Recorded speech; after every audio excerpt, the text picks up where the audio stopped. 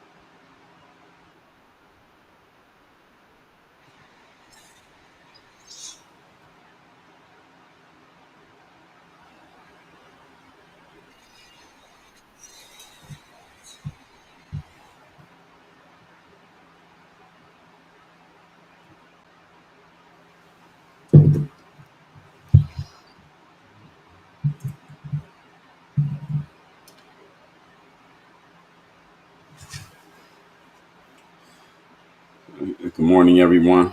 Hope everybody's had a great weekend. Let's get into it for the week. The topic here today, all you probably should know what the topic is. The topic is WW3.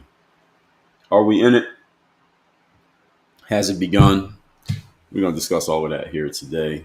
We are live on Rumble Studio, YouTube, X, Facebook, LinkedIn, Instagram, and TikTok all at the same time. So good morning to everybody on all 7 different streaming platforms.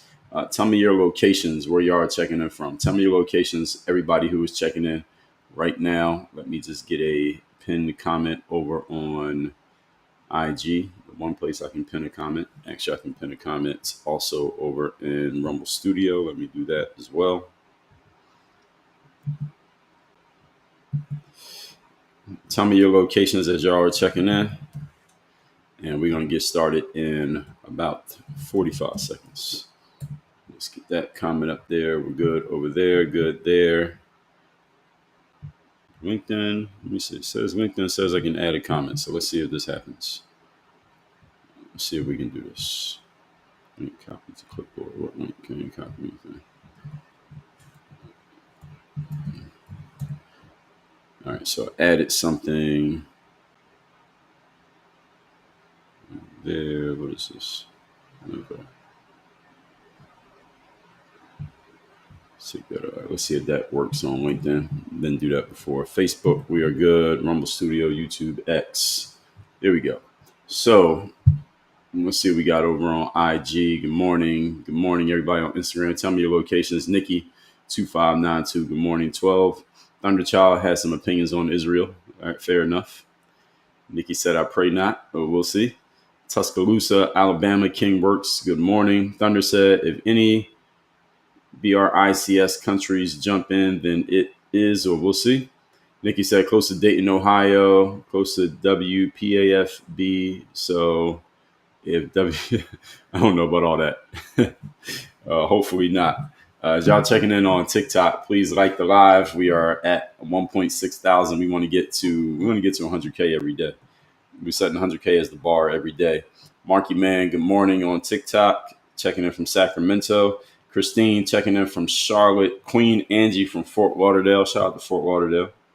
Beautiful place. Shout out to Los Olas Boulevard. What else do I like in Fort Lauderdale? Fort Lauderdale Beach. Not my favorite place, but not bad. Shout out to Fort Lauderdale. Fort Lauderdale Beach is all right. Yeah, it's just all right. Virginia's in the building. I'm okay. Good morning, Carol Ann Collins. Good morning, Rachel, the massage therapist. Good morning. Queen said, love it here. I mean, it's better than a whole lot of other places. I mean, I prefer Miami Beach to Fort Lauderdale Beach. Also like Hollywood Beach. Hollywood Beach is not bad. I went to Hollywood Beach once. Not bad. But Fort Lauderdale, I like generally. Shout out to Los Olas. I like that area. I'm trying to think what else I like about Fort Lauderdale. Fort Lauderdale has some nice stuff. Has some nice stuff. People, an interesting thing about Fort Lauderdale is that when people from the coastal regions go and visit South Florida, they always go to Miami, like South Beach, Miami, Wynwood, Brickell, downtown, etc.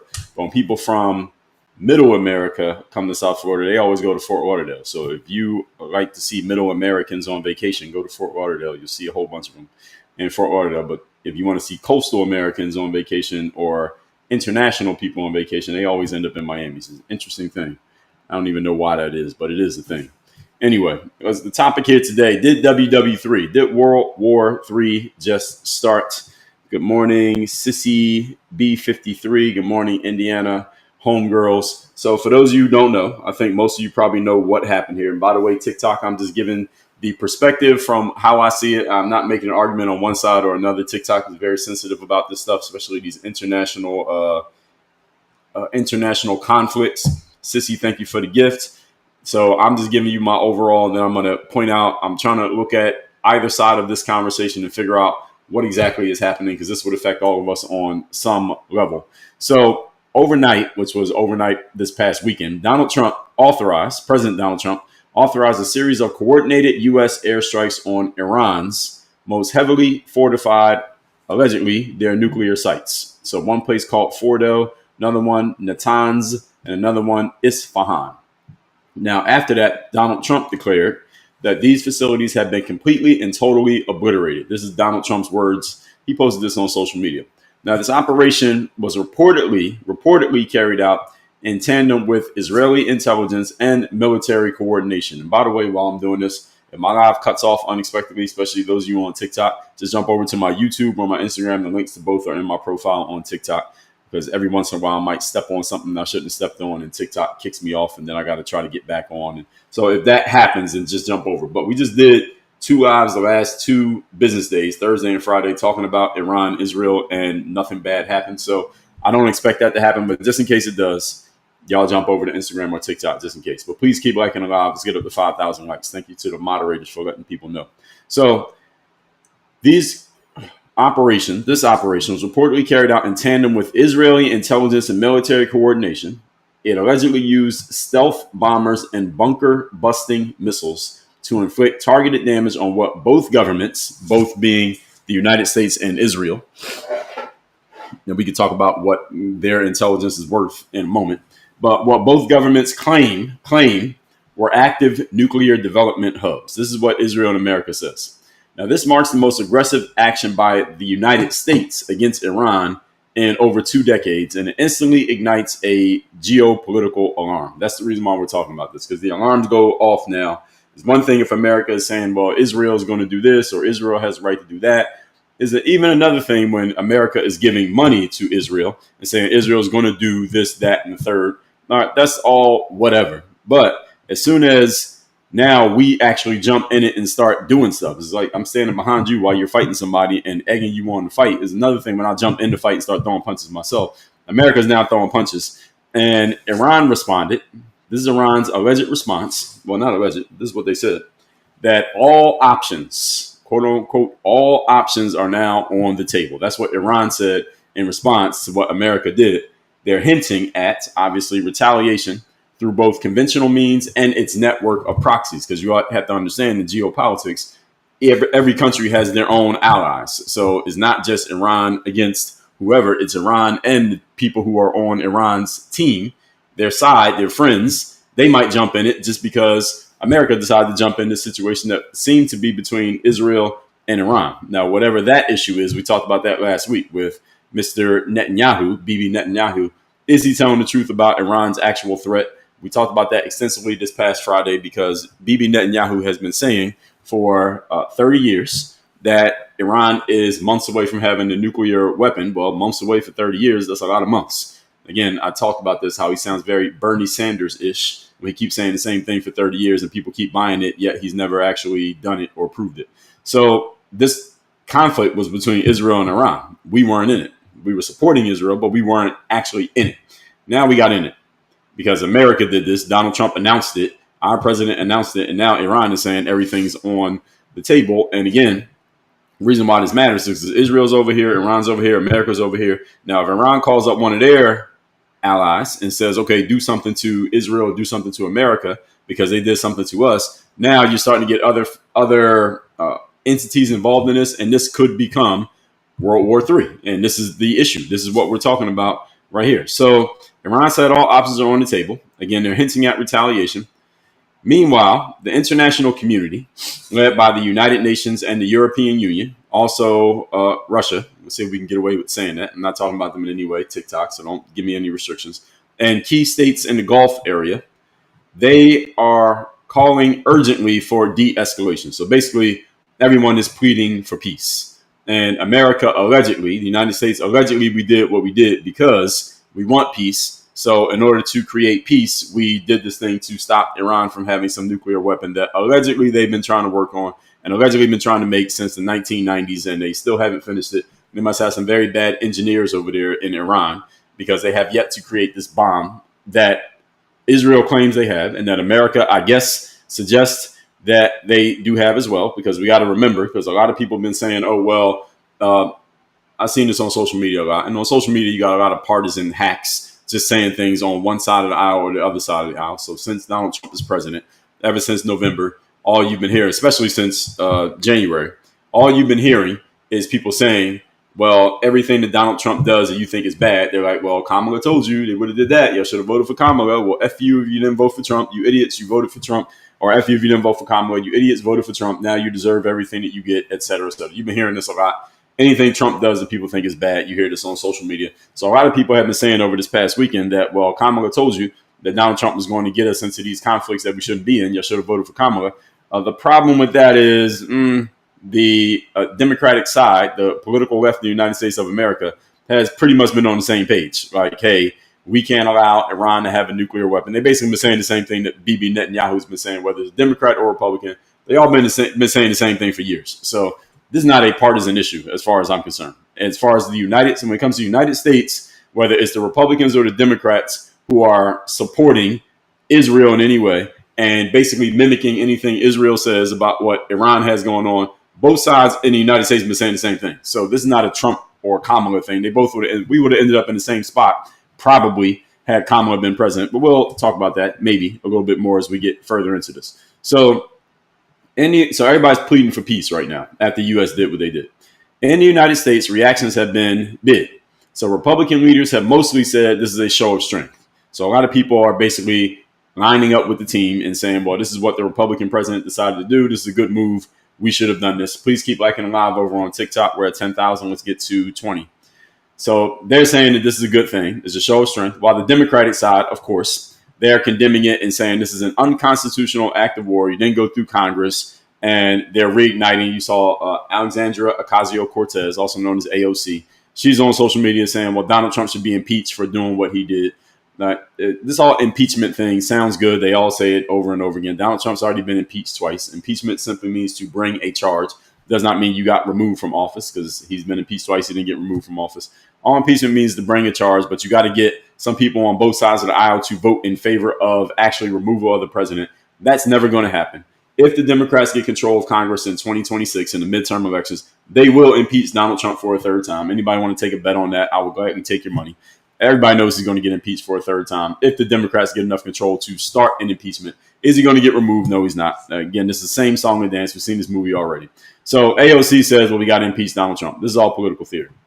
So Democrats are saying it was a bad idea. The Republicans saying it was a good idea. If the shoe was on the other foot, if Kamala was president right now and she did the same thing, the Democrats would say this is a great idea because we can't let Iran have a missile. And the Republicans would say this is a terrible idea. We can't do this. They would all be saying the same thing on opposite sides, is based on who the president is. This is the reason why you don't trust the government or put your trust in anything in an American politician, because they're all playing a game that does not really involve you. You're just a piece on the checkers board for them, or the chessboard, whatever you want to call it. But none of this has anything to do with serving you as a citizen, just for the record. So anyway, Democrats said this is unconstitutional. It's an act of war. You bypass Congress. We need to impeach Donald Trump. So he's definitely getting impeached if Democrats take over in 2026. Now, Donald Trump has now turned the election conversation, but the political conversation upside down. And everybody's talking about this now. And everybody is saying, well, we're going to go into World War III. Do I think we're going to go into World War III? I would say probably not. Because some people have said, who was I listening to that said this? I believe it was Ian Carroll. Y'all know Ian Carroll? He makes videos online. I think he does a lot of stuff on TikTok. I'm not quite sure where his biggest platform is. but I've heard him on. He not replaced, but stood in for Candace Owens while she was on maternity leave over the last month or so. And I've heard, I believe it was him I was listening to saying this. Might have been somebody else, so don't pin this on Ian if I'm allocating who said it. But that sometimes in the political sphere, Donald Trump will say that we did this thing, but he might have called Iran ahead of time and said, "Hey, we got to bomb something, so just have an empty building and move everybody out before we do it." So then it looks like the U.S. did something strong, and then everybody's all excited about that, positively or negatively. But Iran already knew it was happening, and then Iran says something, and this all leads to this negotiation and conversation. So they both look good, and everybody saves face. Then it solves the problem. It solves the problem anyway. We just had to make a show of it to the people, so that people think something's happening when nothing is actually happening. Do we actually know? We don't know.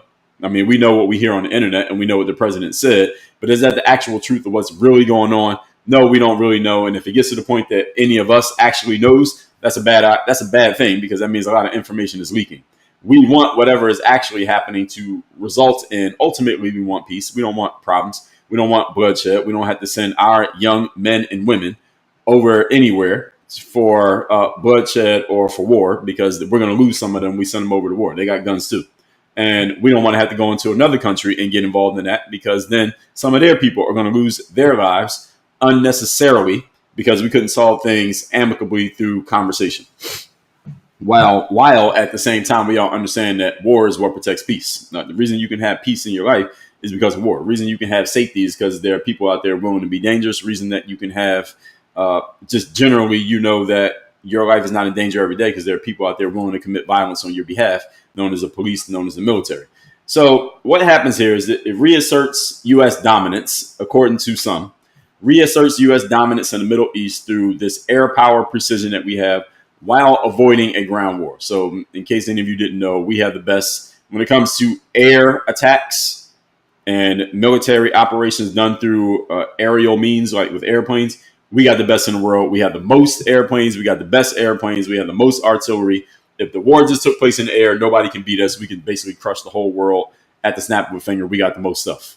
Donald Trump has not been shy about letting people know this. But at the same time, it provokes this rare bipartisan challenge, escalating constitutional confrontation, which this is definitely going to happen. There will be confrontation in the United States over what happened here, because there's a bunch of people politically, some people on the right even, and some people on the left who are saying this is a bad idea. We shouldn't have done this. We don't want to get into any new wars. And this is all. There's also some things that need to be said about President Donald Trump, because Donald Trump very clearly, from the very time he came into politics, he said what?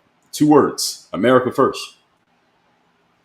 Another thing he said we need to get out of these conflicts that were started by previous presidents and extended by Democratic presidents like not Donald Trump, Barack Obama and Joe Biden. We need to get out of these. We need to get in no new wars. He has said this over and over again. He has said we need to stop sending our people and our money and our resources to other countries to fight in conflicts that have nothing to do with us. We need to center and focus on America first. Donald Trump has run on this for 10 years. Now, with him coming out, and now it looks like we are getting into a conflict with Iran, it appears, and a lot of people on the MAGA side, staunch MAGA supporters, and by the way, I'm not on any side politically, but a lot of staunch MAGA supporters are saying, yo, I voted for this dude. I supported MAGA. I've been MAGA all the way. I've been supporter of Donald Trump. I liked everything that he said, and now he's going against it by jumping us into something that ain't got nothing to do with us. That is a legitimate criticism with an asterisk. There's an asterisk to that criticism. And I just brought this up a moment ago. What if what Donald Trump announced here and what is going on, or at least what we've been told is going on, is simply a front, and he's just playing a long game here just to get everybody excited to think that America did something, to get the whole world thinking that we did something against Iran, to get Iran to the negotiating table just so we can end this sooner. That might be what Donald Trump is doing. Now, the reason why I'm giving him this benefit of the doubt is for a couple of reasons. Number one, what I just told you. For 10 years, he's been saying America first, no new wars. We're not sending any troops. We don't want to be using our military to go fighting and stuff that has nothing to do with us. He's been saying that for 10 years. Now, why would he all of a sudden just go against that?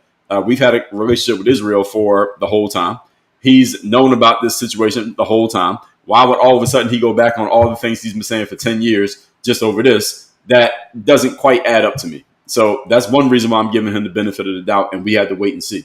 Second reason is because if Donald Trump, well, not if, Donald Trump has made it very clear.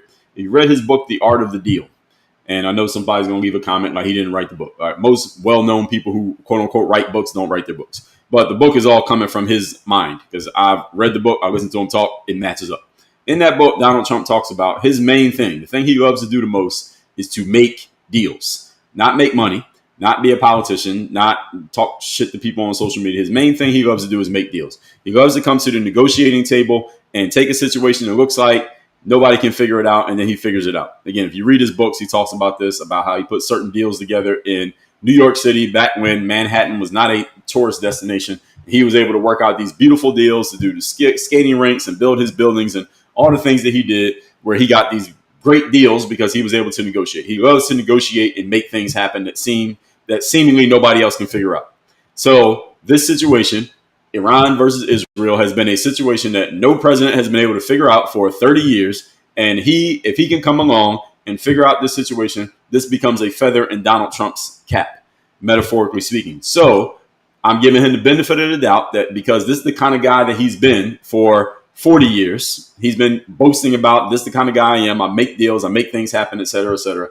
I believe that it's very possible this is simply a negotiating tactic, even what he announced on social media. Because none of us, I mean, we don't live in Iran. We're not there. We didn't see it. All we can go off of is what he said, right? So I believe that this might be a negotiating tactic by Donald Trump to make it look like he's doing something strong, which is a show that he needs to put on for certain people in certain areas for certain reasons. And that's going to get Iran to respond in a certain way. And eventually it's going to end up with a negotiated deal. And there becomes peace. America does not actually enter a new war. We don't shed any blood. We don't lose any of our soldiers. They don't lose any people. And everybody's in a good space. And ultimately, all the people who are trashing Trump right now on the right and the left politically basically got to shut the hell up because it ended up that he had all of us looking that way when actually he was solving the problem over here. Because all of us are looking right now what just happened over the weekend when he's solving the problem over here. All of them would have had to be quiet.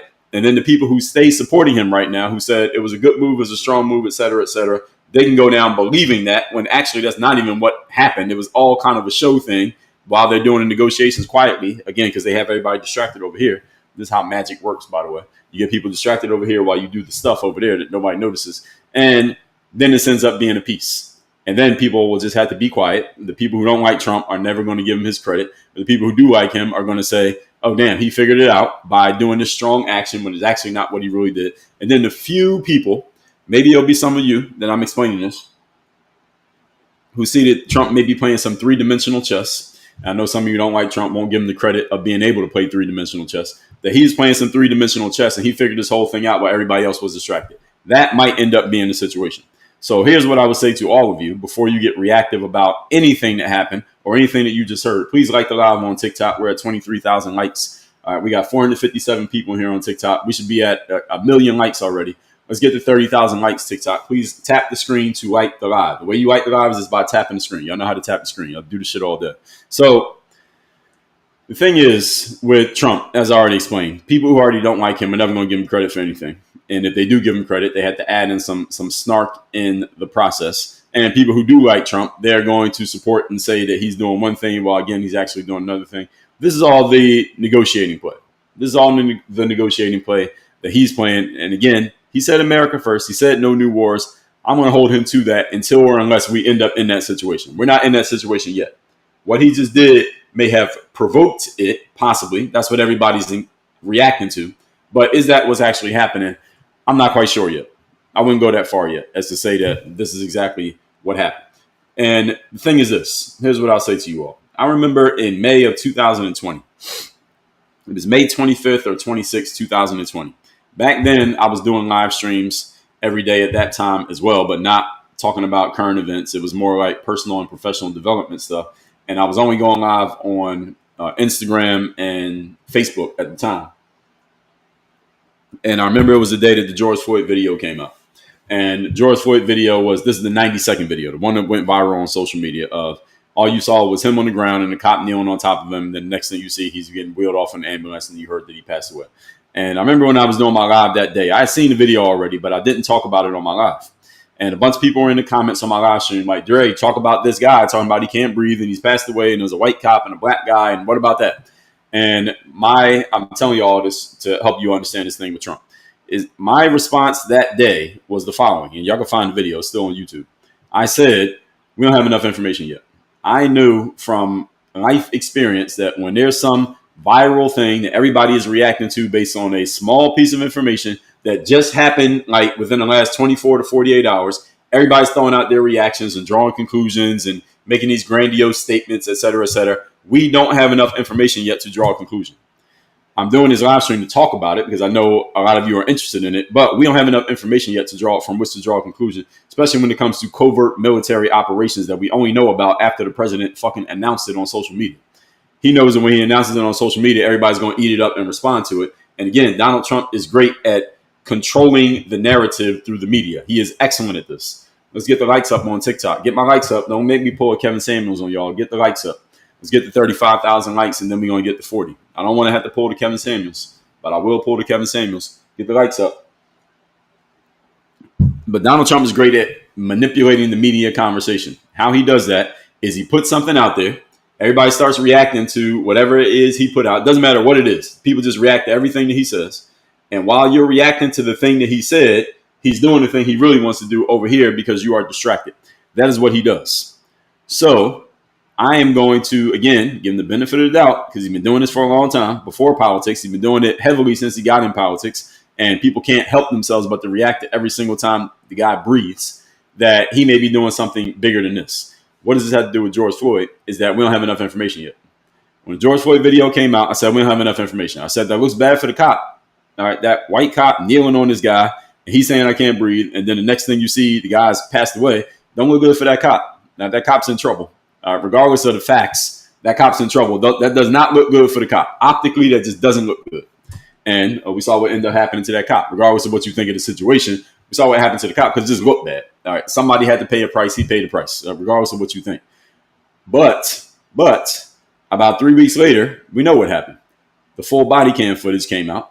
And the full body cam footage was like 30 minutes long, not 90 seconds. And in the full body cam footage, it was obvious that Mr. Floyd, as soon as he got pulled out of his car, not the cop car, but his car, and the cop said, go stand on the wall over there, and they started to put the cuffs on Mr. Floyd, he said, I can't breathe. So saying I can't breathe was not something that just happened because the cop was kneeling on him. I can't breathe was just his go-to statement to, I guess, maybe get the cops to ease up on him or not arrest him, et cetera, et cetera. I'm not saying this to relitigate the George Floyd situation. What I'm saying is, that 90-second clip that came out that day was not the whole story, but everybody reacted to that instead of getting the full information. Why? Because this is human nature. Humans just want to find something to react to, especially if it's emotionally triggering. And people go and draw a conclusion based on their emotion, not based on logic, because you don't have enough information from which to base this conclusion on logic. And then when the full story comes out 3 weeks later, most people, first of all, don't have the discipline or the patience to get the full story because you have to consume the full story. Secondly, they already made a decision emotionally about what the situation is, and you are not going to change someone's emotional decision with logic. That never happens. Any of you who's ever tried it, you know that this is a failing strategy. You can never change someone who has made an emotional decision with logic. You can't do it. And this is the same thing I believe is happening with Donald Trump and what people think might be World War III right now. So everybody's reactive because of what he said. We did this strike. Now we're involved. Now we're going to start World War III. He said no new wars. This guy's going back on his word. Kamala told us this was going to happen, et cetera, et cetera. Bunch of people are drawing emotional conclusions right now. I would say to the few of you who have the mental discipline and the internal rationality and the objectivity and the logic to understand that there is always more to the story than what the headline tells you, I would tell you, do not draw a conclusion yet. You can offer an opinion. You can have something to say. You can talk about it. I'm doing it right now. Do not draw a conclusion yet. It's too early. We don't know yet. Now, in the process of me doing this live stream, some breaking news comes through that a nuke just hit some building in New York City, and then another building in LA, and then another building in Vegas as a response to what Trump did this weekend. Then everything I say will be null and void. But I don't think that's going to happen. I would say we got to wait until we see how this plays out. We got to wait and see how things play out. Just a word of caution to all of you when it comes to breaking news these days. We're at 45,000 likes. Get the 50,000 likes, folks. Get the likes up. Kevin Samuels' voice. Get the likes up. When it comes to breaking news, I don't care what the news is. I don't care who it's about. I don't care if it's a well-known figure like the president. I don't care if it's some geopolitical conflict. I don't care if it's sports. Sports, sometimes you actually know. All right, like yesterday, Tyrese Halliburton tore his Achilles in the middle of the game. You knew that was a torn Achilles if you saw the video. That, I guess you can react to. But when it comes to these things where you're getting secondhand information, anytime you're getting secondhand information, in other words, someone is telling you what happened, but you didn't actually see it yourself, even like the George Floyd thing, you saw the video, but you didn't see the whole story. I said there has to be more to the story than just that 90-second clip. What happened before that? How he ended up on the ground? Why was he getting arrested? I didn't know. We didn't have all the information. Let me get all the information before I draw a conclusion. Again, most people don't have the maturity to do that. And if you're emotionally triggered, you're not even trying to think that way. The thing is, anytime there's breaking news, folks, you should always ask yourself, all right, what's the whole story? All right, you're telling me part of the story. Tell me the whole story. Get the likes up on TikTok, folks. We got 530 people in here. Shout out to TikTok for having me on the For You page here today. Get my likes up. Kevin Samuel's voice. All right, don't make me pause this live again. All right, make me pause the live for the first time. Get my likes up, TikTok. We're at 51,000 likes. We should be at 60,000. We should be at 60 million with 500 of y'all in here, but let's get to 60,000. So there's always more to the story. So take it in what you've been told and then ask yourself, okay, what are they not telling me? What is the military and the government not telling us about what they're doing here? Well, the answer is you don't actually know, and they'll probably never tell you what they're not telling you because they probably shouldn't tell us. We all know what happened. That means that we got a leak, and there shouldn't be any leaks when it comes to us dropping bombs and shooting and people losing their lives. We don't need to know. But what I'm saying is what we know right now ain't the whole story. Guaranteed this is not the whole story. Guarantee you what we have right now is less than 50% of the information. That's a guarantee. And if I end up being wrong, you can hold me accountable to that. I don't know how you're going to do that, but you can call me out. There's a lot more to this story. So the U.S.-Israel alignment has been fortified. I think we can agree to that. I don't know if that's a good thing or a bad thing. What do y'all think? The U.S.-Israel alignment has been fortified because the U.S. did this, or at least they said they did it. Do y'all think that's good or bad? Put good or bad in the comments. You're listening right now. The U.S. getting involved, at least if they did what Trump said they did. Yes, we are much more aligned with Israel. Now we're all the way in on Israel's side, and it's clear, and we can't pretend that we're not. Is that a good thing or a bad thing? I just want to know what y'all think. So we're getting about 50-50 here. I'm getting some bad, some good, some people saying I don't know. A bunch of people saying good. Okay, interesting. So we're definitely aligned, and when it comes to that, but it risks drawing the U.S. deeper into a regional war alongside, again, Israeli escalation. That, again, we are pretty clear on. But at the same time, this acts as a strategic deterrent aimed at forcing Iran into negotiations with Trump's maximum pressure campaign, if this is actually what he's doing. This is what I believe. I would say if Trump's doing anything, this is probably what he's doing. He's trying to force Iran into a negotiation. Now, whether we actually destroyed any sites or whatever they're trying to build, et cetera, again, we don't know. We can only go off what the government tells us. The government says we executed some mission and we bombed this and we beat up that and we killed this and that. We don't actually know. We don't know. We can only go off what they tell us. If we go off what the media reports and what they confirm. And if this is the case, who knows what they actually destroyed, if they destroyed anything of significance at all, even if they even hit anything, we don't know. But Trump's whole game is to get Iran to the negotiating table. That's the whole game. Because he might have did this, look, just go hit a couple of cornfields where there's nothing there, just to let them know that we have it and just to let them know that we will do it. That could be enough. Just to let you know that it could happen. Let me just show you what would happen if we decide to get involved, and you can't do a damn thing about this B-52 that just flew by Iran. So how about we come to the negotiating table because we will get involved. All right, that could just be a signal. It could just be a way of just letting you know, okay? Just a warning shot. So this acts as a strategic deterrent. Now, at the same time, this meddles with diplomatic momentum. It frees the talks, allegedly, freezes the talks between U.S. and Iran.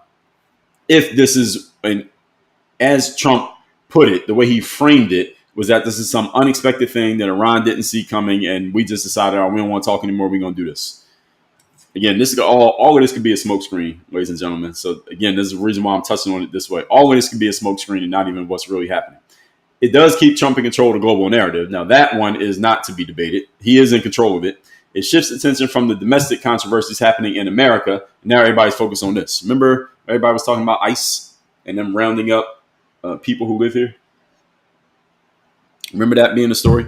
Remember Bernie Sanders going around the country on a national tour talking about the oligarchy, why he's on tour and when he's supposed to be working and serving the people who voted for him. I don't know. But he's on. Remember, everybody was talking about that. Notice how nobody's talking about that now, and everybody's talking about this. This is what I mean. No one's talking about these domestic issues anymore because everybody's talking about this Iran situation. And while this Iran situation is grabbing headlines, and it has been for the last 2 days or going into the second day, now the Trump administration is doing a whole bunch of things that you're not paying attention to that you'll never even know about because nobody's looking. Everybody's looking in the other direction. This is what Trump is very good at. He's very good at doing this. And he does it. Everybody kind of does it. Every president does it on some level, but some of them do it by accident. Donald Trump does it on purpose. And that's why I'm giving our current president the benefit of the doubt that this is a bigger game that he's playing and is not as simple and as black and white as all of us see it as. And when we're talking about military operations, it should never be as simple as we think it is because we don't know shit about what's happening with the military. And we shouldn't know. Now, this splits Trump's own base because, again, as I just talked about, these America First isolationists do not like this concept of us becoming interventionists. So for those who don't know what those two words mean, isolationist is a person who says America should just be about America. Let's not get in anybody else's business. We are not sending any troops overseas. We're not jumping in your fight for you. We're not jumping into Ukraine. We're not jumping into Israel. We're not getting involved in anybody else's business. We're just going to focus on us over here in America. Those are the isolationists. It's just us, and y'all business is y'all business. Leave us out of it. Do not call me. Do not text me. I'm not interested in getting involved in your fight. Now, the interventionists are the people on the other side who say, and I don't mean politically, just the other side of the topic, who say America should intervene because it is our responsibility because we have this power and we have these connections and we have these allies. And again, what these allies are doing for us, I haven't quite understood yet, or at least on the level of what we can do for them. What they're doing for us is like we are overspending. Donald Trump has made it very clear. Again, this is another reason why I'm giving Donald Trump the benefit of the doubt. He has made it very clear we are doing so much to help country ABC. They're doing this to help us, but what we're doing to help them is like 100 times more of what they're doing to help us. That's not an ally. We're getting used. He's made it very. Has he not said that? Maybe not in so many words, but he said it in his own words. He has said it in so many words. We're giving so much to these other countries. They ain't giving anything to us. Why the hell are we getting involved in this? I can't put it past him that he's looking at Israel the exact same way. Now, Israel is a different country, and they have connections in America for different reasons, but I can't say that he's not doing it for the exact. Can't say that he's not looking at Israel the exact same way. So again, this is the reason why I'm giving the benefit of the doubt, because the interventionists are the people Donald Trump's been against. He's been against the interventionists. No, we're not intervening. No, we're not getting involved. No, we're not sending any troops. No, we're not sending any money. No, we're not starting any new wars. And now it looks like he's doing it all of a sudden. Can anybody explain to me why he will all of a sudden just do this? Again, Israel is not some new ally. This is not some new situation. Bibi Netanyahu has been talking about Iran's about to have a nuclear weapon. He's been saying this for 30 years. Why would Donald Trump just all of a sudden do something different from what he's been doing? Can somebody answer that question? This is an open question. I'm actually asking this. Why would he all of a sudden be doing something different? Let's get up to 80,000 likes on TikTok. Thank you for getting the likes up. Why would he do this? Someone said because he can. He could have did it before. Why not? Why would he just do this all of a sudden? This is the reason why I can't draw a conclusion from this. I don't think this is the whole story. Actually, I know it's not the whole story. I don't even think this is the direction that the story is going. So someone said he's trying to stabilize the region, but hasn't that been an issue all the time? Israel influence. Hasn't Israel had influence all the time? Again, what changed from last week to this week? What is different now? We've known about Israel. We've had a connection with Israel. We've known about Iran. We've seen Iran as a problem. Those have always been an issue. That has been an issue since Trump first came in 2016. Why is it changing now? Why would it just change all of a sudden? Why does it just about face out of nowhere? Has the threat gone up? Not really. Again, Bibi Netanyahu has been saying this for 30 years. So all of a sudden, now they finally figured it out. Finally, they got some good engineers over there, and they can build the bomb. They've been trying to build a bomb for 30 years. Now they finally figured it out. All of a sudden, I'm just trying to figure this out. Why would he just do this out of nowhere? And my answer, I see many of you throwing things out there, but my answer is that this ain't out of nowhere, and this is not the entire story. They're telling you something to distract you so they can do what they really need to do. So this sends a stark message to other threats that allegedly may have nuclear ambitions. that provocations have real consequences. So again, this is the bigger game. This is the 3D chess, because what Trump allegedly did here, or America allegedly did, is sending a message to everybody else like, hey, if you are doing the same thing that we are accusing Iran of trying to do, build that weapon, we might do the same thing to you that we did to them. So again, this is a warning shot, not just to Iran. It's a warning shot to everybody that, hey, if you are not going along with what we're saying and we're trying to talk and you ain't trying to talk, we can do the same things to you that we do to them. And again, we got the biggest military. We have the most airplanes. We can attack through the air. And I mean, you're going to attack these other countries, you got to go through the air. You got to fly, because we got 2 oceans to the left and the right of us. We can do this to you the same way we did it to them. It's a warning to everybody. So again, bigger picture here. Some say that this triggers international backlash. So the UN, G7 Accord, it's pressure to de-escalate amid fears of global instability. And now, why do countries care about global instability? Well, America cares about it because we have to send our people, our troops, to go fight in these battles. And also because it's money that everyday citizens are going to say, hey, why do we keep sending our money to go fight in these battles that ain't got a damn thing to do with us? And I can understand people being kind of pissed off about that. That's on the one hand. Then on the other hand, it's Congress has to go vote for these things. And that becomes tricky for everybody in Congress, because you may have constituents, people who voted for you, who don't want the war. But at the same time, you're like, well, we have to because of this situation. So it puts everybody in the government in a tricky situation. Because if we get into a war, everybody in the government, your job is on the line, because every one of you can get voted out in your next election because of your support for this, even though you're looking at it like, I kind of have to go with it. So it puts everybody in a tricky situation, because anytime that America goes to war, most of the citizenry in our country, especially if it's a war that is not something that was done to us, like 9/11, that one, a lot of citizens can understand because it happened on our land and somebody came from over there and did something to us, allegedly. And this situation, however, nobody did anything to us. And so if we were to jump into this one, there's a lot of Congress people who are like, oh, what the hell are we jumping in this for? And depending on how this plays out, they don't want to have to vote on this, and they don't want to have to send people, because it's our sons that are going over there. Our kids are going over there, and not all of them is coming back. Even though we're going to win, not everybody's coming back. We're still going to, there's casualties in war. So this uses our military leverage as a tool of diplomacy without overcommitting our forces. Yes, for now. But again, you can't just go around doing stuff to people and not expect them to do something back. Again, remember 9/11. They couldn't beat us in a pitched battle on man versus man straight up. But at the same time, it ain't like they can't do something. They did something. Right? 9/11 was something. And something could happen to America too. So we can't get cocky. Now, this empowers Iran's threat to cut off oil supplies, by the way, because we get a lot of our oil from that area of the country. And if Iran cuts off that route, then all of you paying for gas, I just stopped and got some gas this morning. All of you paying for gas, your price is about to go up. You better calculate that into your budget. All of you who drive cars, gas-powered cars, if you don't have a Tesla or a electric vehicle, your gas prices might be going up soon, especially if you get into a confrontation. All right, so all y'all mark that off in your budget. Whatever you're paying for gas, think about 2008. Remember 2008, go get gas, that it was like $4.89 a gallon. All right, y'all ready for that? All right, you ready for that? Put yes in the comments. If you're not ready for that, put no in the comments. Are you ready for $5 a gallon gas? Put yes in the comments. If you are not, put no in the comments. Or if you drive an EV, put EV in the comments. Shout out to everybody with an EV. Shout out to everybody with a Tesla. I don't like electric vehicles. They're ugly as far as I'm concerned. No matter what brand, they all look terrible to me. But if you're ready for the $5 a gallon gas, if everybody who's putting no, you're not ready for it, you better get ready. Or you better start walking. Or you better trade in your car and get an EV, because if we're going to war, that's happening. All right, that one is happening. In that part of the country, the prices are going up. Those prices will go up. Now, this demonstrates operational restraint because we use stealth bombers, we didn't deploy troops, et cetera, et cetera. Again, if that's what happened.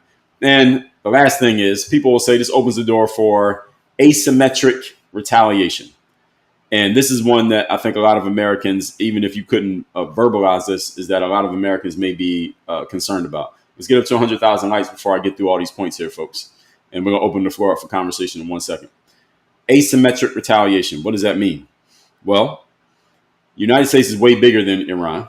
United States has. I was looking at Iran because I was looking at. Y'all saw that clip of Tucker Carlson with the gotcha moment. He tried to get on Ted Cruz and he put the little clip out. How many people live in Iran? And Ted Cruz generally didn't know the answer. I believe it's about, what was it, about 100 million? I think it's like 92 million people live in Iran, because I was just looking this up the other day because I wanted to know when I saw that. Where was it? It was, I think it was this one. No, not that. How many people in Iran? Is it 100? I thought it was 100 million, but let me see if I can find it. I was just looking at this the other day, but now I gotta look it up again. The population of Iran is, the survey says,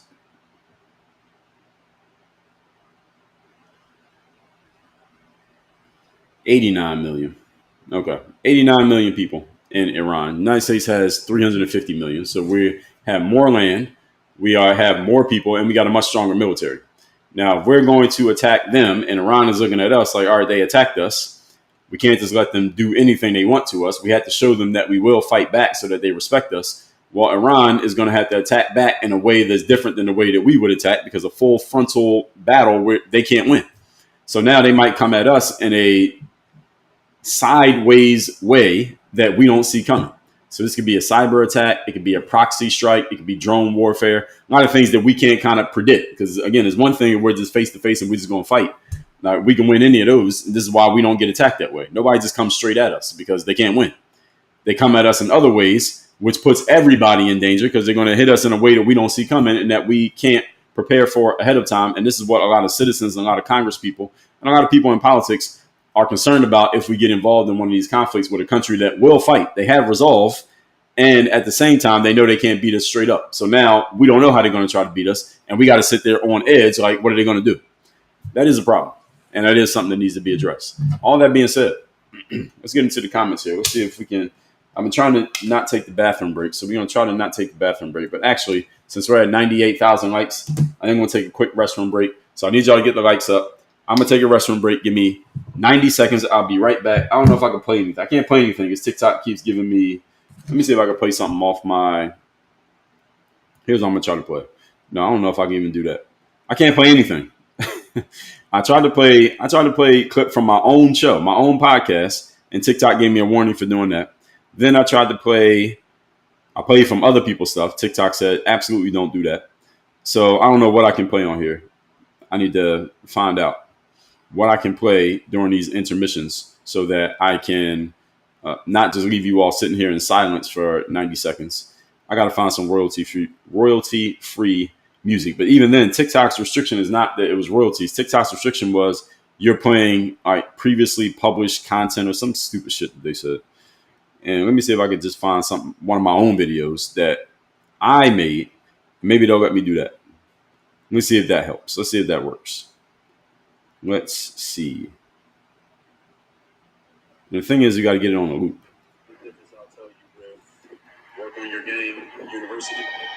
And we got to get this on a loop. I don't know how we get on an iPhone. Can you get a video to play on a loop? How do you do that? I don't know if there's a way to do this. Get it to play on a loop. And because I would just let you see some of my own videos, but that's not going to work. Let's go with this one. Nope, can't do that. I don't know if we can solve this. I don't know if this problem is solvable. As far as not leaving you all hanging with absolute silence while I take this break. And it's not lost on me the time I'm doing this that I could have just took the break. Let me see. I'm trying to find something. I need something that's about 2 minutes long through which I can take the break and then we can get back. No, it didn't give me nothing. All right. So let me take this break. Give me 90 seconds and then we'll get to questions.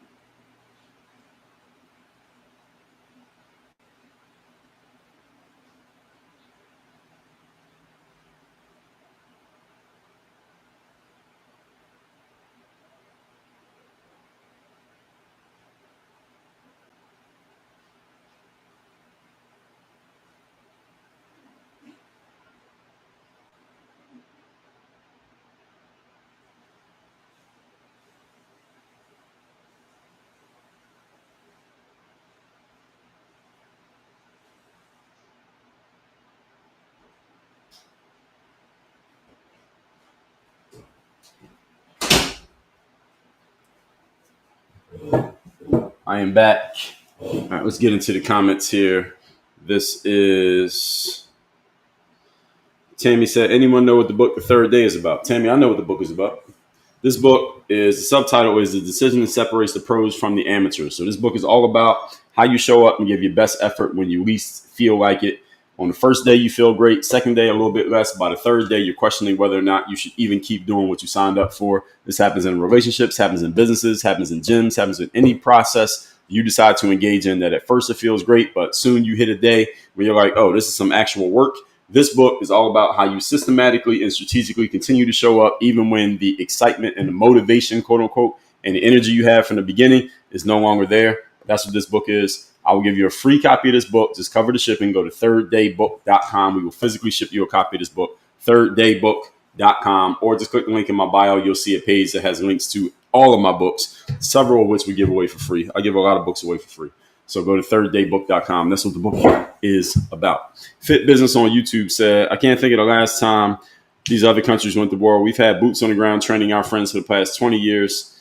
True. And Ahmad says, just like Iraq, we're confronting unknowns, a plethora of unknowns. Have we actually damaged their capabilities? What effect will this have on the regime? Well, it's first of all asking if they ever had the capabilities in the first place. That was the biggest criticism of the George W. Bush regime when we went into Iraq in 2003.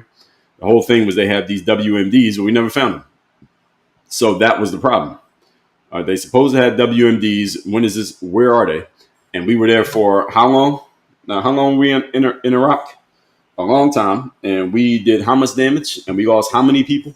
Our people. And how many of their people? And the whole point was they allegedly have WMDs. Well, did we ever find them? It turns out that was a story. So people are looking at that. I talked about this, Ahmad, if you weren't here on Friday. We talked about this on Friday. The same thing Bibi Netanyahu was saying about Iran, George W. Bush was saying about Iraq. And this is why people are questioning this whole situation, which is why we wanted to stay out of it. 12 Thunderchild said AOC will become the first female president. Yeah, we'll see. The ball is already starting to roll. We'll see. We'll see. She's a little bit too extreme, I think, to get half the voting bloc to support her. That's my challenge of AOC. 12 said Trump is a fraud and lies all the time. 12, you got to come with something better than that. That comment gets posted on here like 50 times a day. Nikki said Trump is a great chess player. He is. People don't want to give him credit because a lot of people just don't like him so much they don't want to give him credit for anything. Ahmad, is this the same Ahmad that was on YouTube? Did you read the same comment? So worst case, this long simmering, draining war in the Middle East to no conclusive end. Yes, exactly. We know. Yeah, we know. That's what we're trying to avoid. All right, so let's see what we got going on, you folks over on TikTok. I damn sure cannot read all the comments here today. There's way too many of them. They're coming in too fast. So I'm just reading the ones that I can see. Nothing personal if I don't read your comment. Do not spam my comments. If I missed it, I missed it. Don't take it personal. Spike says, so he's talking, but he's not talking about reality. We've never been in war since World War II. Well, if a bunch of countries get involved in one conflict over one thing, then it literally becomes the World War. So you're saying I'm not talking about reality. What reality am I not talking about? Everything I'm saying here is based on what we know so far, and what we know so far might not even be the reality. So, I mean, what are you saying? Hey, son. How you doing? I can't just clean this off.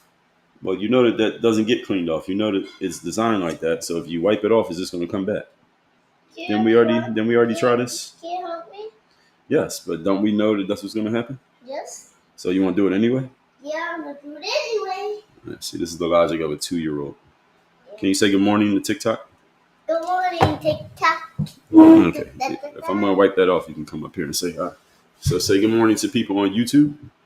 Hello, YouTube. Good morning, Rumble. Rumble doopy doop. Good morning, Facebook. Rumbly doof.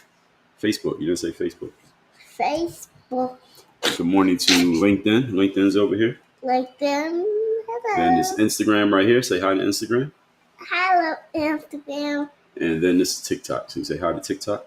Hello, TikTok. What does TikTok mean? I don't know. TikTok. I don't know what it means either.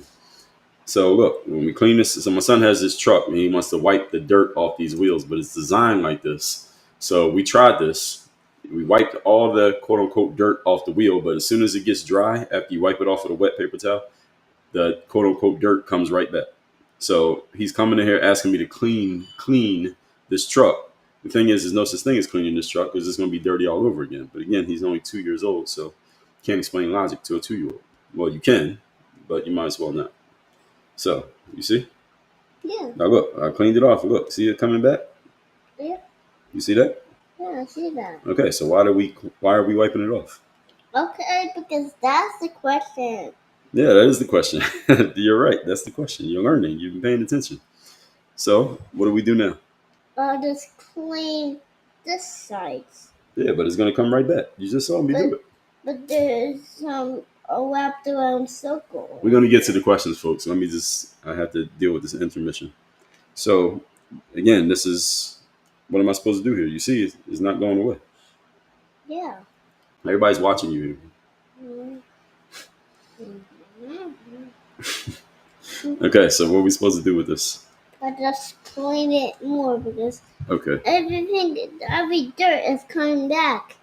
Yeah, the dirt's coming back because it's not dirt, it's paint. Oh, that's what I said, Daddy. That's what you said?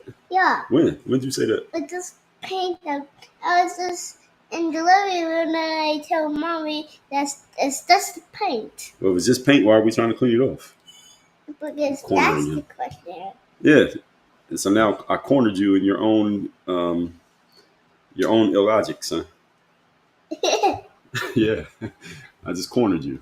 Okay. Thank you. Yeah, I cornered you. Mm-hmm. So I'm not a lawyer, but I can play one with a 2-year-old and on TikTok.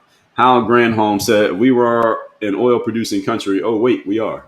Okay, good point. I get what you're saying. Shout out to the EV drivers.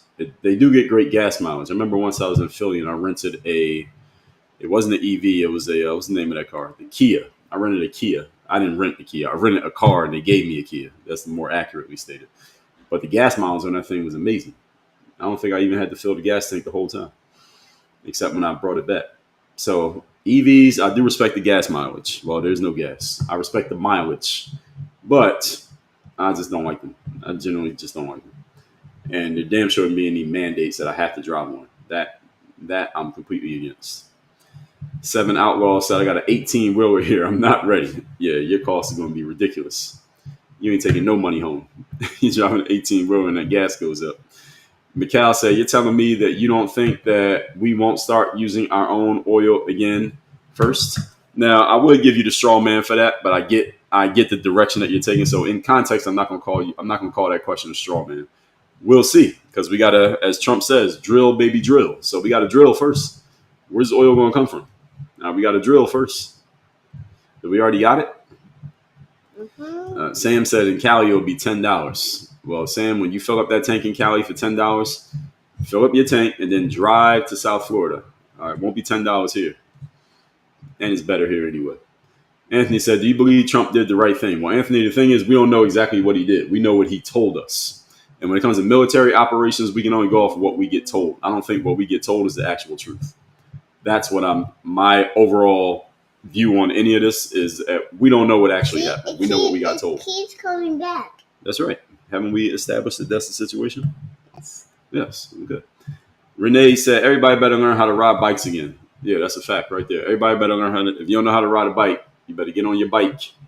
Or like walking, learn how to walk. Everybody can walk. Even if you can't ride a bike, you can walk. Or carpool. That's a thing too, right? So Exter said, we already paying $5 in CA. Is that California or Canada? Can you just clean this? Yes. It's still dirty. Yeah, it's going to stay dirty because it's not dirt. It's paint. It's just dirt. It's paint. It's not dirt. It's paint. It's just used like that. Okay. So media said Iran does not supply oil to the U.S. No, I'm not saying Iran. I've said that area does. And they can shut down pathways to get the oil from there to us. Iran can shut it down because Iran has the power to make a phone call and say, hey, shut that down. So it makes it harder on us. That's the way that they can fight back because they can't beat us with just straight up tank against tank. So they figure out what other ways can we attack these people. Same way that a mosquito couldn't beat one of us in a head-to-head fight, but it can bite the shit out of you over and over again and just keeps flying away. I got a big one. got a big bite right now. You got a bite from a mosquito? A big one. A big one? Yeah, it was just a small mosquito, so I got a big bite right now. Oh, yeah. I got hurt. Listen, I understand. Now, see, months ago, he couldn't understand what I was saying to you all, but now he's picking up on it. You been listening to Daddy? Yeah. Hey, you listen to Daddy talk. You're getting better. Keep listening to me. You're going to be really good. Okay. So, Kookie said, oh, wait a minute. DK Jones said, I drive an EV and charge it with solar power. Oh, is that a thing? You could charge an EV with solar power? I didn't know it was a thing. Wow. Down here in South Florida, what I see is they have the little charging ports for the EV. So you park next to the little, it's like a battery, and you plug your car in, and that's how you charge it.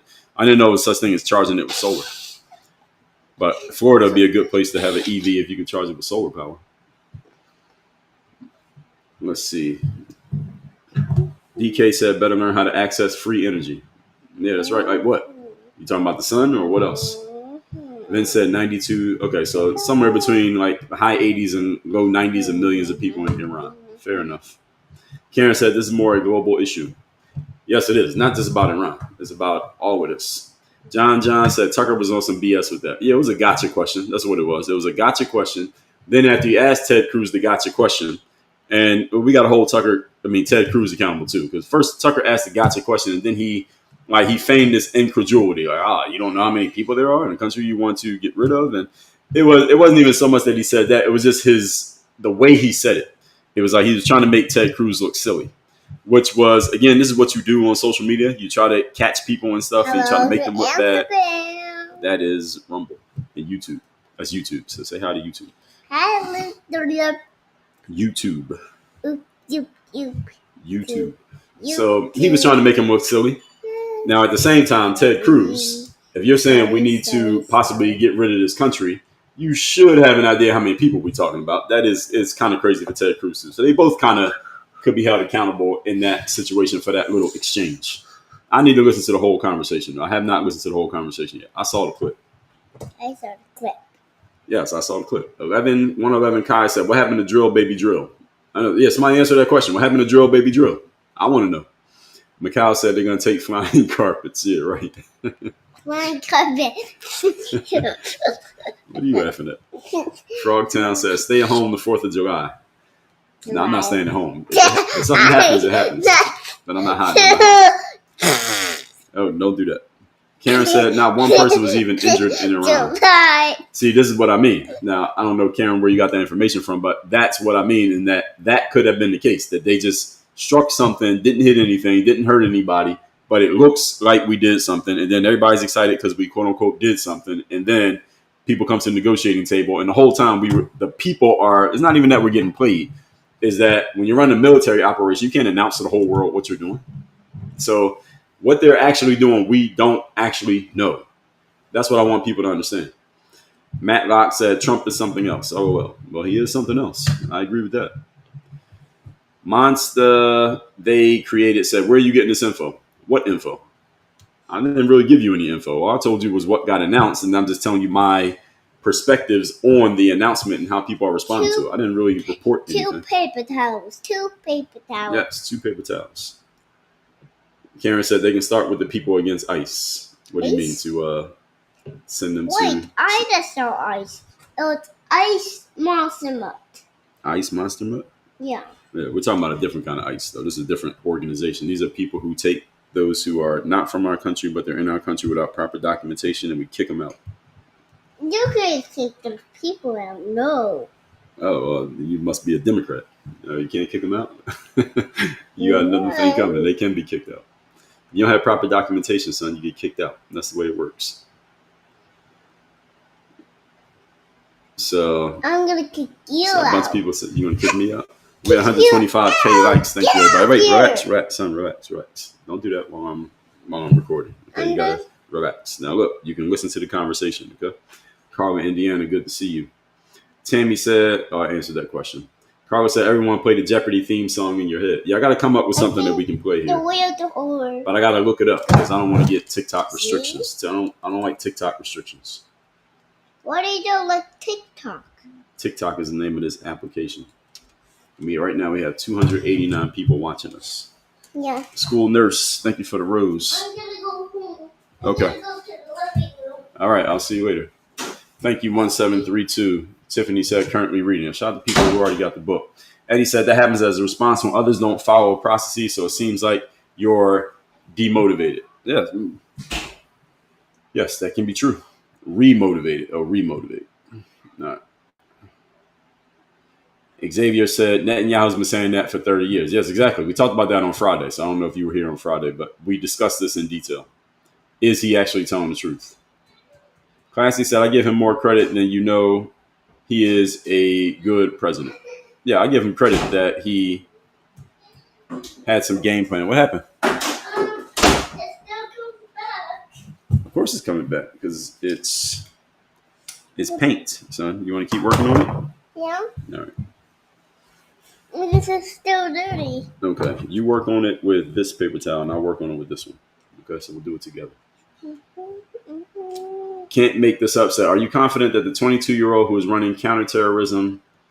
I mean, I don't even know who that person is who you're referring to, so I can't answer that question. Frogtown said, you can't be serious thinking Trump is making military decisions. Well, that's a straw man. So Frogtown, we got to give you the straw man of the day. So can you clap for straw man of the day? Clap. Clap. Clap. Straw. Can you say straw man? No, I was trying to clean this off with this. You don't want to say straw man? Okay, well, this is the straw man of the day. That goes to, who said that? Frogtown Production, you get the straw man of the day for that comment. I never said that Trump is making the military decision. What I said was he announces things. This is all part of his chess game. Is that he announces certain things are happening, and he is the commander in chief. So he technically does have final say on what happens. Now, who actually makes the decision is whoever that may be. Inside the military, we generally do not know unless you're on the inside. But what you're saying is that you can't be serious. So what the straw man is, for those who don't know what it is, it's a common logical fallacy that often comes out when people hear something that they disagree with. And what they do is they take something that you said or allegedly said, they rephrase it into something that you did not say, and then they either pose it to you as a statement, or they pose it to you as a question, or they say it in such a way as to be sarcastic and to try to ridicule you, which is what Frogtown just did here. And that's what makes it a straw man, because Frogtown, I did not actually say that. So you get the straw man of the day. Now, we still need a sponsor for the straw man of the day. Yes, a microphone. Black thing that has words It's a microphone so the people over here can hear me. Yeah. Yeah. So everybody's saying good morning to you on TikTok. Can you say good morning? Good morning, powerful. TikTok. They're called TikTok. TikTok. That's right, TikTok. So you got a lot of fans on here, son. Yeah. Yeah, you got a lot of fans. You don't know how to read yet, but they... How to say hello to TikTok? Yes, you're saying it. They say they like your hair. People like your hair. Yeah. Bruce said, is chemical weaponry not considered WMD? No hair on you. Yes, that's right. See, he's so smart. No hair on me. That is right. You don't have any hair. Like, you have some hair. You have the same hair as Poppy. That's right, I do. I do have the same hair as Poppy as my dad. So, yes, I got the same hair as him. Yeah. And you got a little mix of me and mommy. So, you got this. I never had hair like that. So. You want a haircut or something? No, I shaved this morning. I don't think I can do a haircut. What is it going to cut? I shaved this morning, so I'm pretty close right now. Appreciate that. All those mentioning my child. Thank you. I see some of your comments. Yes, they do grow up fast. Every time I'm out with my kid, a parent sees me and they'll say, "Man, they're gonna grow up so quick. You're gonna remember this time." Everybody says it every time I'm out with him. Sylvia said he's brilliant. I hope so. It's a little too early. I haven't started challenging him intellectually yet. But as long as he keeps listening to me, he's gonna pick up a lot. I already told him. Bravo said, did Obama really give Iran billions of dollars? Well, they say that about every president, that they gave a bunch of money to X, Y, Z. There's a bunch of money right here. Yes, I see. You see that there's only so much we can wipe off. You see how it's not coming off? Our reserve is for a dire need. Yes, exactly. That's what I'm thinking. Rachel said, did we get oil from Iraq, poppy fields in Iran? You're asking me questions that I can't give you answers to, but we get it from somewhere that's not the United States, and Iran can stop and they can slow down that supply. That's the biggest issue. Beyond the Standard said, don't come to Florida. We are full. No, Florida's got plenty of space. Florida got plenty of space for me. That's right. Ray of Sun said, "Glad I work remotely."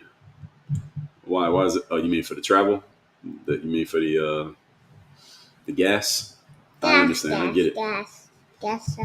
Art Deco said paint to look like dirt. Yes, exactly. That's what it is. But see, he doesn't quite understand that, so he wants someone to help him clean it off. This is paint, so it's not dirt. It's paint. Yeah. Yeah. So you can't just wipe off paint with a paper towel. That's not how it works. Yes, it is. Yeah. Well, clearly you think that, and that's why we're doing this right now. Bruce says shutting down the strait will make them very unpopular with all his neighbors. Yeah, see, that's why there's always these complexities that things sound simple, but when you consider all the ramifications of every action, there's no easy answer to any of this shit. There's still people right here. None of this has an easy answer. So, okay, I'm wiping it off. I'm still working on it.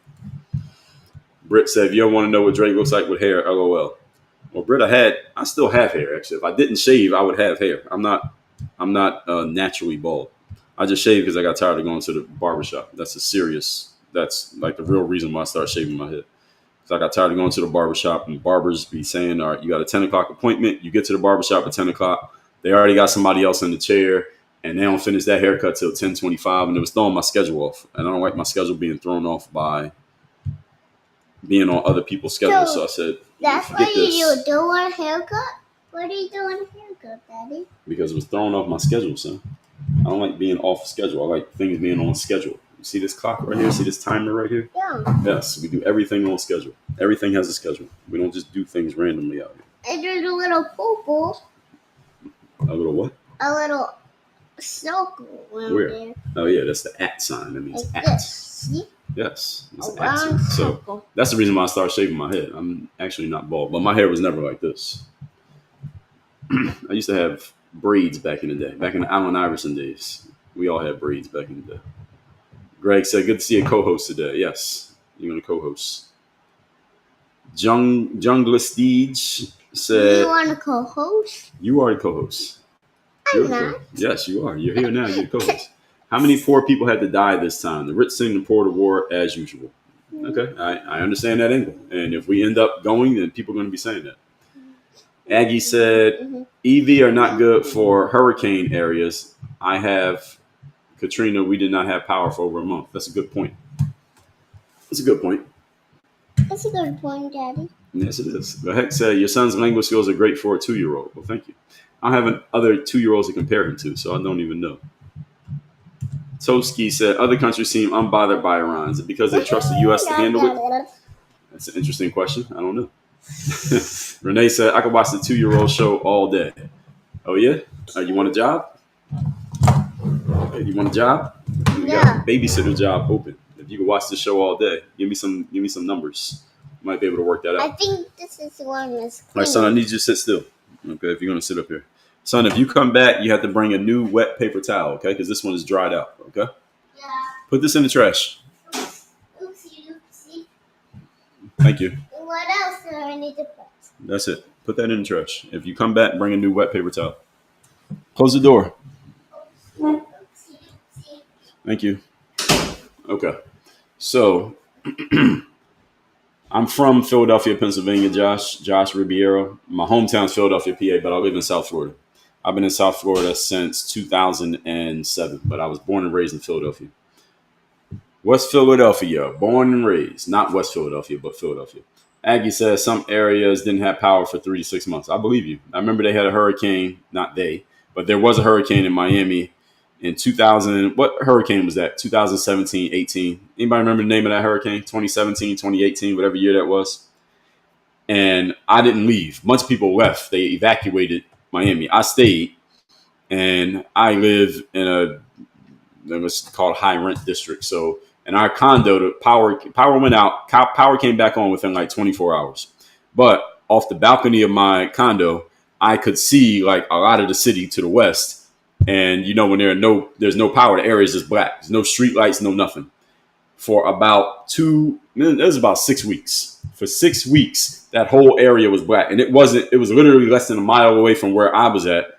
Our power came back on in 24 hours. In 6 weeks, they didn't have power for 6 weeks. This wasn't even some crazy hurricane. It was that 27 hurricane, whatever one that was. I don't remember the name of it. Well, thank you for all the comments about my son. Kiki said, I agree with the baby. You can't kick them out. Yeah, he did say that. You can't kick people out. He did say that. So I don't know. He's a growing Democrat, I guess. So let's see. Hmm. Art Deco said, get some paint to cover the dirt paint. No, Art Deco, do you have children? Because that's going to create even a bigger problem than the current problem. This current problem is a good problem. All right, let's get a paper towel and just act like we're working on it. That's an easy problem to solve. Now, you start getting paint involved with children. Art Deco, I'm assuming you don't have kids if you suggested that. Tay Gunner said, would I want my son to play ball as well? No, I don't care if he plays ball at all. He don't have to play ball.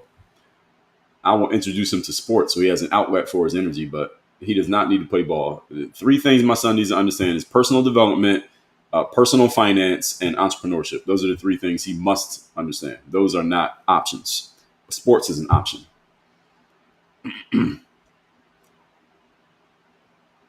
Truck Mover said, do you think Iran will put boots on the ground here? Yeah, them in what army? No way. Hell no. If they put boots on the ground, those boots are going to be turned upside down. If they try to put boots on the ground here, they don't have the power to do that. That's why they would attack us in different ways, which makes it actually more of an issue for us because we don't know what they're going to do. If we knew what they're going to do, that'd be a different story. But we don't know. Storm and Buzz said, no one wants to live in Florida. I don't know. Speak for yourself. I love living in Florida. I'm never leaving Florida if I'm going to be in America. If I leave Florida, I'm leaving America. Simply Farm said there's a lot of space in Florida, but somebody's got to live in the swamps. Yeah, I mean, all of it is a swamp. I mean, depending on how you look at it, there's water everywhere here. So in the summertime, you got to get, you know what I just bought on Amazon? I had to buy some of this bug repellent because these bugs are crazy. Because I'm outside with my son a lot, and he likes to go to the parks, and the parks have grass, and then there's water, and then you got these little flies. Where I'm from in Philly, we call these flies gnats, Gnat. We call them gnats, but down here they call them no-see-ums. Like you can't see them, but you feel them, and they're annoying as hell. And I don't mind flies in general, but then when they come and they fly in your face and they go in your ears, that annoys the shit out of me. So I had to buy some bug repellent. So I got the lotion and I got the spray. I tried the spray yesterday, but it's too oily, so I'm probably going to return it. But then I got the lotion. I use the lotion even this morning. Like you go outside in the morning. I wake up early in the morning and I do my like yoga routine and stretching and all that stuff outside on the balcony. And the bugs be on you. You be out there for 10 minutes and they're on. You can hear them. You can feel them. You get bit. And I'm out there for 10 minutes. You feel it. So that's the only thing about Florida is that water everywhere. There's grass everywhere. So you got to be willing to deal with the bugs and the heat and the humidity. As long as you can deal with those three things, you're all right. I love those three things. I don't like dryness. I don't like arid climates. So I'm not a big fan of the desert. I'll go to Vegas, but I can't live there. Unless they gave me a house for free. They gave me a house for free, I might live there for a little bit. Mama said, ship him to me in Ohio. I babysit. Well, I'm in the market for a babysitter. We got babysitters, but we need more. So we want to have babysitters on call. I'll pay the money because we got to free up time for life. Irma, was it Irma? Might have been Irma, Trizzy. Whatever hurricane that was in 2017, 2018. The one that came through South Florida. It might have been Irma. Tay Gunner said, would I consider going back to Philly? Yeah, going back like to visit? Yes. Actually living in Philly? No. Actually, I just considered it when you said it. And the answer is no. So a bunch of you are saying Irma, Harvey, some say Wilma. Exeter said he's too logical to be a Democrat. Well, you heard what he just said. Did you hear what he said? I said ICE is when if you hear our proper documentation, to kick you out. And he said, no, we can't kick people out. And he didn't offer a logical explanation. It sounds like a Democrat to me. So let's find out. What was the hurricane that came through South Florida and hit Miami somewhat in either 2017 or 2018? I remember I was living here and we lost power for about a day and we got a flooded street, but then everything was back to normal. I don't know which one it was, but I remember it was a big deal because a lot of people were evacuating. And even in my condo, it was like 10 of us stayed in there. The building is very big. It's a 45-story building. There's only like 10 people. So it was Hurricane Irma. So several of you said it. It was Hurricane Irma. It was a Category 4. It hit the Florida Keys, and then it weakened as it moved up the state. So we didn't take a. It wasn't a direct hit, and it wasn't crazy, but we got strong winds, street flooding, and this is a very high. This is a 45-story building. You could feel the building moving. That's how high the wind. You literally felt the building going back and forth like this. It wasn't like swaying like it was going to fall over, but what we did before the hurricane came, because they said just in case you lose water, you fill up the bathtub. You have a bathtub, fill the bathtub up with water. Just leave it full of water, not all the way up, but put some water in the bathtub. So we put water in the bathtub, right, just in case the power went out. Then when the wind started coming, we went in the bathroom, lifted the bathtub, and you could see the water swaying like this. That's how strong the wind was. And it's not like we on some little tiny, one bedroom shack. This is a 45-story condo, brand new condo, like brand new construction. You could feel the shit moving. And we didn't even get a direct hit. So I can only imagine what it's like when we got a direct hit. So Miami didn't take a direct hit, but again, power was knocked out. But that power was out for 6 weeks right across the street. And every morning I would come outside on the balcony and I would see it was just pitch black. I'm like, what are those people doing? They can't even go in their house. They got no power for 6 weeks straight. And that shit was crazy. So Ohio J, I agree with your view with your kid on sports. I taught my boys the same way. Yes, exactly. So I think a lot of males in every group, especially white guys do it and black guys do it, is that when they have sons, men have sons, they try to force their kids into sports. And then their kid ends up not even liking the sport that much because the dad is trying too hard. So my son plays sports fine, but if he doesn't, that's also fine. But the three things that I said, those are not negotiable. Michelle said, he's wrong. I plan to move to Florida in 3 years. I can't come soon enough. Yeah, you could come sooner than 3 years, Michelle. See if you can do it in 3 months. Your kid said, I like the tie, no Diddy. Thank you. Well, you don't have to say no Diddy for I like the tie. Tie is not one of the things you got to say that for. I get what you're doing, but tie, you don't have to say that for a tie. Kookie said, no CMs are different than nets. That's what I thought, but people get it. When I mention it, people talk about two different things. Because Kookie, Kai Gal, I was at a different park down here, and we were walking. It was like this park that's like right next to the water. So they have the boardwalk, and you can walk, and there's water on this side, and you can look in. And I was getting bit, and I was like, "What the hell is?" I couldn't even see the flies. Those are the no CMs. Because I saw a dude who's from down here. It's like, man, they're called no CMs, and I never heard anybody say that before. This is like 3 months ago. But where I'm from in Philly, we have gnats. They don't bite you. They just fly all around you, and they go in your ears and in your face. They might even go in your mouth. They're just flies. They don't do anything to you. They just are all over the place. But the no-see-ums actually fucking bite you. And I was getting really annoyed. I was like, what the fuck is this? Because in Philly, they don't have those. But we got gnats. Gnats are normal. Those no-see-ums are crazy. But when I was talking to ChatGPT and describing the issue, they were kind of conflating the two as the same fly. But Kookie just made it clear that they're different. But yes, you're right. They are different. User said we need bug repellent for the president. I understand. How do you really feel? Britt said vanilla extract keeps a lot of bugs away. Oh, so Britt is offering a what do you call that? Like an organic remedy. I'm open to organic remedies if they work. Like it has to work because these flies are. When I'm outside with him, it's crazy. I'm like, I can't even. I tell my son like we can't even stand in one spot for too long because these flies keep fucking flying around me. And it really annoys me. So Extra said, use Avon Skin So Soft. Works great. What is that? Lotion? What does it do? Your kid said alligators. Well, alligators you can see coming. I don't mind alligators. It's not like they walking up to your front door. Near the NC coast, try dryer sheets for no seams. Run them all over. Okay, so some of you got some very interesting homemade remedies for this. So put a dryer sheet on you. That's interesting. I might try that. Simply Farm said the ones you're talking about I call sin flies. What does that mean? TW Outdoors. Grew up in Florida, moved to Tennessee. Shout out to Tennessee. They'll be riding gators into battle. Yeah. Oh, sand flies. Okay. How about the OKC Thunder? Yes, they won. Shout out to them. Truck Mover said Arkansas has all 3 seasons in one day. I hear that about Middle America that happened. I'm in South Florida. So anywhere in the 3 southern counties, Miami-Dade, Broward, and West Palm. I know people everywhere in South Florida. Michelle said, I had my great niece counting 3 languages and working on a computer at 2.5, a sponge at 2.5. Now I don't know if my son's that smart. And he's not going to look at a computer screen. Only screens he sees is the ones that daddy uses, but he doesn't touch screens. Michelle said, my husband is in the union, retires in 3 years. Florida has no union, so we got to wait on him. Okay, fair enough. I get it. Kookie said, gnats just swarm. Yeah, gnats are crazy.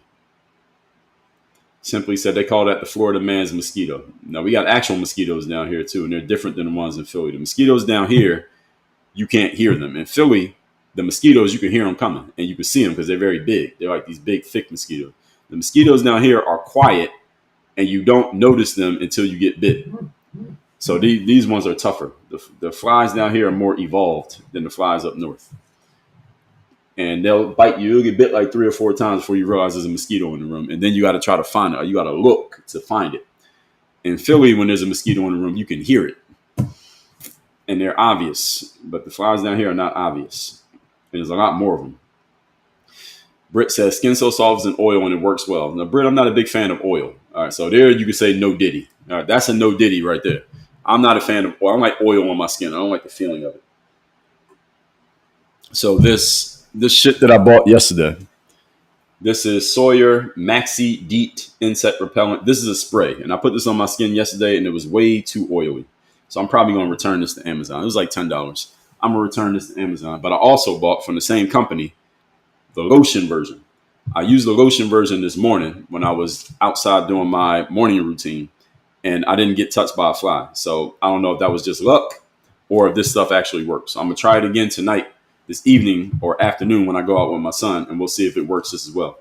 This shit, though, I had to send back because I don't like oily. I don't like this oily feeling on my skin. No diddy. So Andy Bub. So we got another vote for Skin So Soft. They said it keeps bugs away from dogs too, just a spray and go. So a lot of you like this Skin So Soft. So I'm on my TikTok live stream and people are telling me that this product called Skin So Soft is good for keeping bugs off of you. Regarding the bugs that I told you about the other day, I use this Sawyer Maxi Deet spray and it's way too oily for me. So is Skin So Soft similarly oily or is it better? Because I can't be using this oily shit.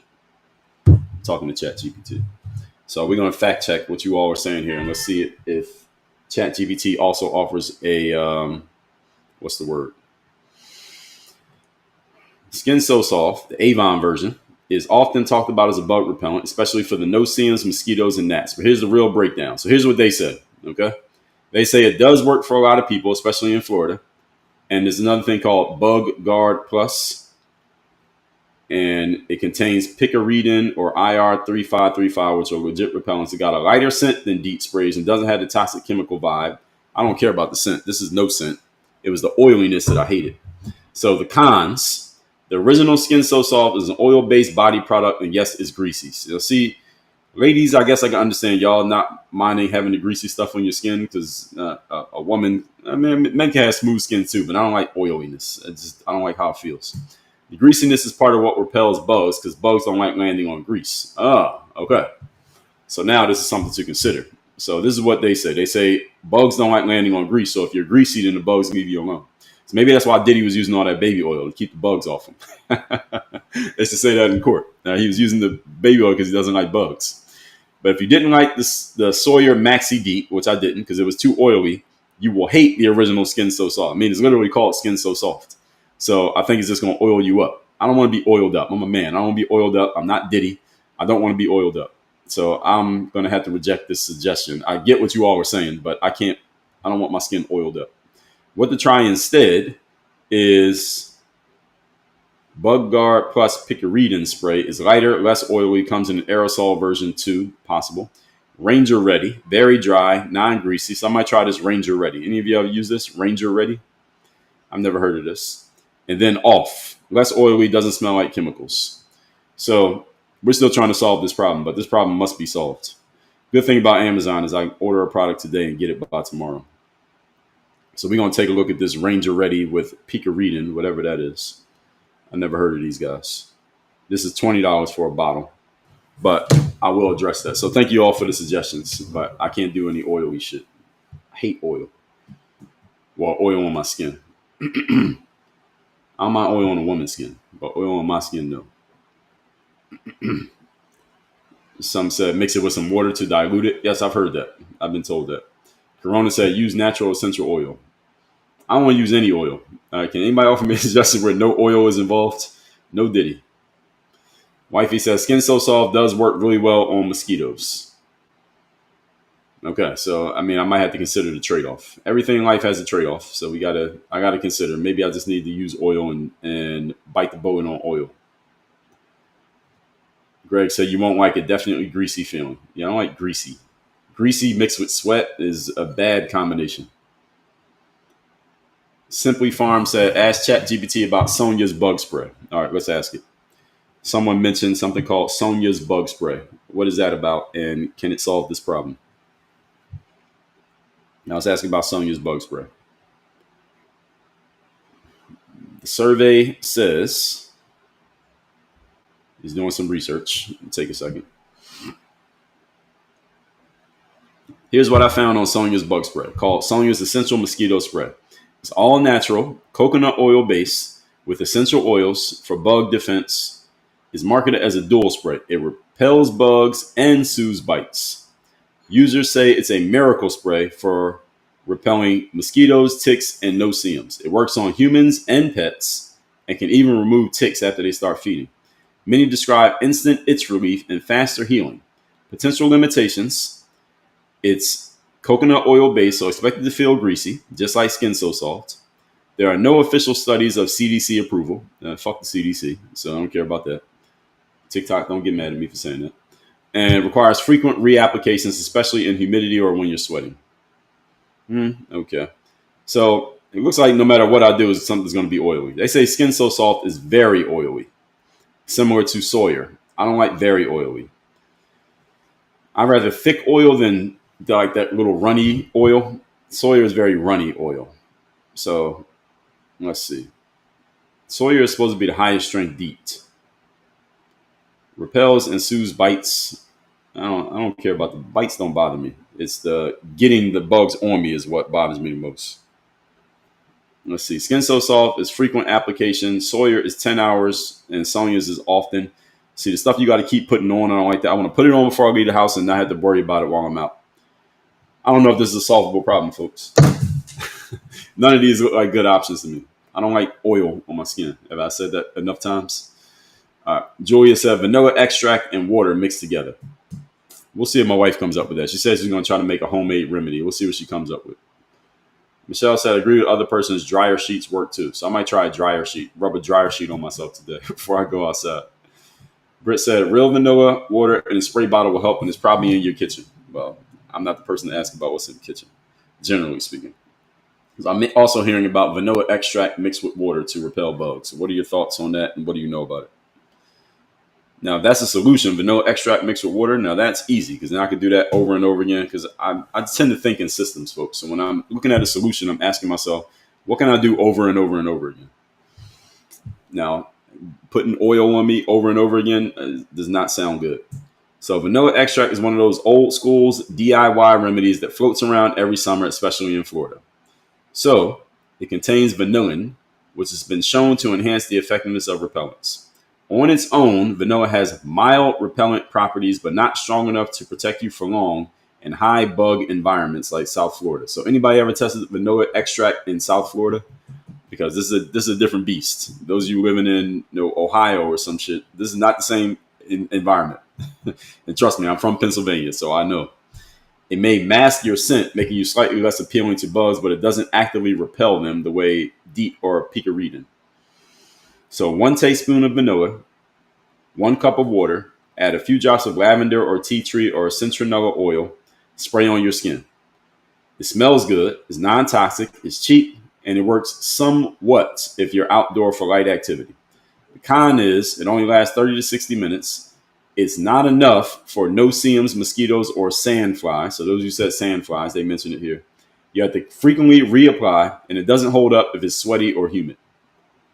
So I think we just have to try everything out. So I just had to be a human guinea pig and just try something different every day and see what works and what doesn't work. I think that's what he's looking at.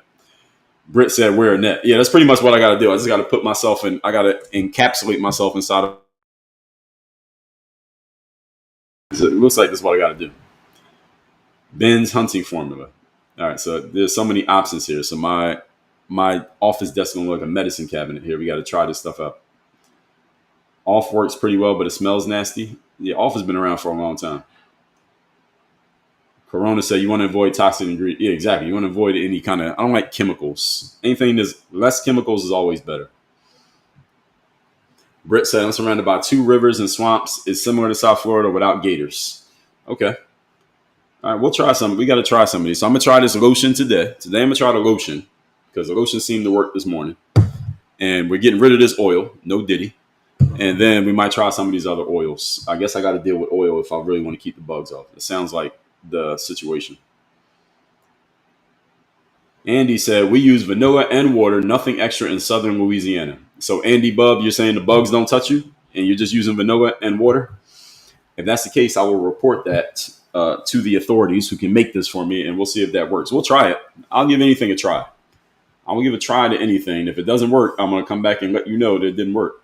But Andy Bub, do the bugs stay off you with just vanilla and water in southern Louisiana, where I know it's serious in southern Louisiana? Julia said, yes, South Georgia, I'm outdoor daily. Julia, what do you use? What are you co-signing there, Julia? Knight says, native shield repellent. What is that? What does it do? Username said, Pranarum defense. Look it up. It's not greasy and natural. It's a force field. Okay, so I got about 10 suggestions here today. So let's throw a couple of these in here. So I just heard Pranarum defense. I also heard native shield repellent. I also heard that someone in southern Louisiana uses vanilla and water and nothing extra, and it works. What is your feedback?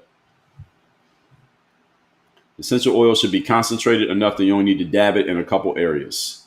Essential oils like what? Which ones are you talking? When you say those essential oils, Katrina Joyce Hobson, which ones are you referring to? Because, again, I'm trying to think of something that's duplicatable. So every day I could just grab it, get it on me in some way, and then get out. And by the way, when I'm out in the evening, I'm not wearing a suit. I'm in a T-shirt and shorts. It's 90 degrees out here. So Pranarum Defense is essential oil based, natural bug repellent. It's good for people who want natural alternatives. Smells nice, non-greasy. Frequent reapplication. Not strong enough for serious mosquito or no-see-um zones in Florida. Doesn't hold up in sweat or heavy humidity. Native Shield bug repellent. They say this is less oily. It protects you for 4 to 6 hours, but it doesn't attack the no-see-ums, which might be okay. Some batches may be a little sticky. Some users report mixed results in really buggy areas. Okay, this one sounds okay. Native Shield bug repellent, I might get us a try. Native Shield bug repellent sounds a little bit like what I'm looking for, because it's not the no-see-ums that bother me. It's the damn gnats. The biting bugs are not my issue. It's the bugs that just get in your face for no reason. Vanilla and water say it doesn't repel, it just hides you. There's no active defense ingredient and not enough for a full bug season in Miami. But we got to try it. I will definitely try the vanilla extract thing because, I mean, it's the easiest one to try. I don't have to buy anything. I don't have to wait on Amazon. So Native Shield bug repellent is, I'm not even seeing this on Amazon. Where do they sell it? Simply Farms. I was about to mention how disgusting most of the other stuff smells. Yeah, I don't like the smelly stuff. I want no smell. Britt said we have flies and mosquitoes that will carry you away. So y'all got the big mosquitoes. See, down here in Florida, they got the quiet mosquitoes. So they've not adapted, to the environment. Bugs in Florida are different than the bugs in Louisiana. See, the bugs in Florida are tricky because we got lizards down here. We have the geckos or the iguanas, whatever they are. And they eat flies, and the birds eat flies. So the flies have had to adapt so that they can survive out here. Repellent patches. Now, see, that means I got to wear something extra. Glennis, I'm probably not going to do that. Vanilla and water. Okay, vanilla and water, people keep saying. I'm going to try it. Andy said, yes, and my husband builds docks in the swamps, uses half vanilla, half water, and he keeps the flies off him. Okay, it's worth a try. I will be trying this. Britt said, when I go to Florida and Alabama, it's less humid than at home, Cairo, Illinois. Well, yeah, depending on the season. The thing is, Florida and Alabama, we have this kind of humidity all year, whereas in Illinois, you get a season of it. So it may be a little bit more extreme. So Example, in Philadelphia, the temperature actually gets higher than it gets in Miami. In Miami, we usually don't go above about 91, 92, where in Philly, you might get 100 degrees. But it's the humidity that makes it feel oppressive down here. You don't get the humidity in Philly. You get it, but it's not every day, all day like it is down here. Night Owl said natural native brands, multiple products. Okay, yeah, I saw them in there. Katrina said doTERRA brand, brags they are pure, citronella, lemon, lavender, and peppermint. Okay. All right, so a lot of you have dealt with this issue. I'm glad I'm not the only one. Andy said he replies every 30 minutes. Okay, haven't been bitten, but okay, you got to put it on every 30 minutes. I'm usually out with my son for about an hour, maybe 2 hours. Then I got to carry the shit around. See, this is what I'm thinking about. I'm just thinking about what's duplicatable. I like things that are duplicatable. I can do the same thing over and over and over again. It's just the way that I think. Julia said, do not use imitation extract, must be pure. Oh, we ain't got that. Julia, that problem is not a problem here. So we use, I'm saying we, but it ain't really me. My wife uses pure, high quality stuff. So that child you saw there, we don't use anything, any fake shit on him. So we all use the good stuff. Danny said, your voice is so relaxing. I don't care about bug repellent, but I'm baking and listening. Well, sometimes we just have everyday life conversations. So we talked about World War III. Now we're just talking about life stuff like bugs biting you in the summertime, which is a real thing. I mean, everybody deals with it. Renee said, no dryer sheets. Am I the only idiot? I never heard of dryer sheets, but it got mentioned several times here today. So Real Vanilla has gotten a lot of votes from the audience. Generally, when it comes to this stuff, I either want to hear from a man who works outside or a woman. This is generally the way I look at things. This kind of stuff, I want to hear from a man who works outside or from a female. They tend to have a sixth sense for this stuff that men don't have. Unless you actually work outside all the time as a man, then you probably know because you're dealing with the shit. So, ladies, I appreciate the feedback. Men too. The men who have thrown things out, those of you who are outside, y'all know your stuff too. So I appreciate that. So, ladies and gentlemen, I do these live streams Monday through Friday, 8 a.m. Eastern. Topic is always TBD, to be determined. Depends on what happens. We don't know what's going on. Well, we know what's going on. So sometimes I have topics I'm just waiting to do. And then other times something happens, like this Donald Trump thing over the weekend or Donald Trump or the strike to Iran over the weekend. I said, we got to talk about that on Monday. So here we are.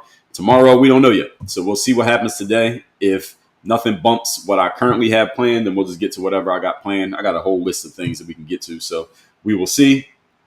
And Simply Farms say you need to repel the bugs, not hide from them. Simply Farms, I generally agree with that. Yeah, I want to keep the bugs from even coming towards me. I don't want to be hidden. I want to push them away actively. So we'll see. Ruthie says, Houston, you use off. Okay, off has gotten some votes. Michelle, good morning to you. Michelle, we're here talking about bugs. We're talking about how to keep bugs off us in the summertime. So I'm going to use the lotion today. And if I forget to mention it tomorrow, y'all just ask me how to go with that insect repellent lotion. Tomorrow, you can ask. So I'll use this today and let's see how it goes. If this works well, then I can do over and over. This is duplicatable. Folks, I like duplicatable systems. So anytime somebody suggests something to me that I got to do over and over, I'm looking for it. Doesn't make sense for me to do this over and over and over again. I'm a systems guy. So Michelle asked me, a different Michelle, said, do you know Diddy trial is wrapping up this week? Yeah, I heard that. Oh, we'll be talking about Diddy. Don't worry. The Diddy trial will be discussed. Don't even worry about that. I won't forget about the Diddy trial. Ashton Brown says, stay in the house. Yeah, that's the actual solution. Just stay in the house and close all the windows. If you really want to stay away from bugs, that's what you do. But the thing is, in South Florida, if you just open the door to walk outside and open the door to come back in the house, mosquitoes get in your house. They're waiting for you. They wait for your ass just so they can come in the house. All right. Sometimes I wake up in the morning and turn the lights on and I see a mosquito. Like, how the hell did he get in the house? Or she, whatever it is. But anyway, we will solve this problem one way or another. Actually, we won't solve the problem. We will ameliorate the problem is what we actually do. We're not solving it. Mosquitoes are not going away. But we will ameliorate this issue. I will see you all tomorrow morning, 8 a.m. Eastern. By the way, you want to get my book, The Third Day. I told you about this earlier. The Decision That Separates the Pros from the Amateurs. This book is all about how do you show up and give your best effort when you least feel like it. This is my most popular book. It's not my latest book, but it's my most popular book. When I do keynote speeches, people remember this part, the third day, more than they remember anything else that I say. This is probably my number one. Actually, it is my number one framework is the third day. How do you show up and give your best effort when you least feel like it? Go to the link in my profile on TikTok.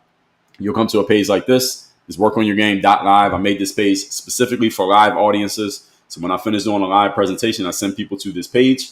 y'all go to this page. You can get on my email list for free. You see right there, email list. I send out emails every day. I sent one out this morning. There's another one coming this afternoon. My coaching programs, I have 2 different levels to my coaching program. One is called The Circle. It's $97 a month.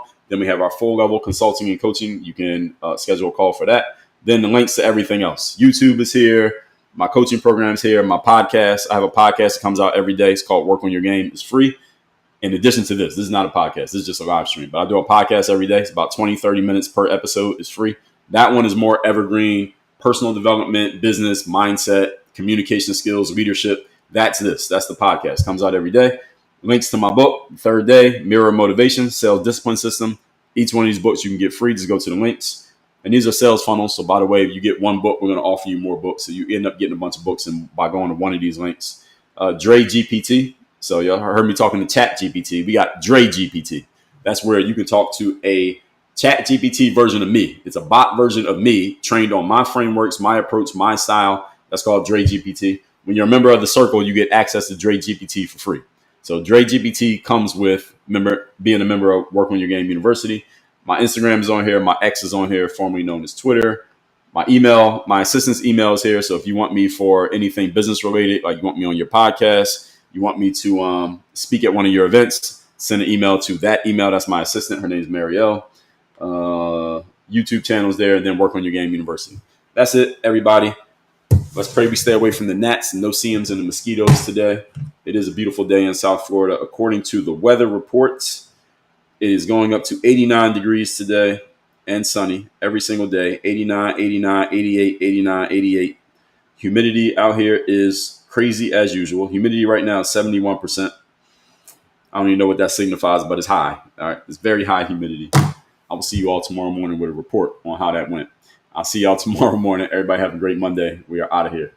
And thank you for the likes. We got 145K likes. I didn't mention that. 145K likes. Thank you, everybody on TikTok, YouTube, Rumble, X, Facebook, Instagram. Appreciate y'all as well. See everybody tomorrow. We out of here.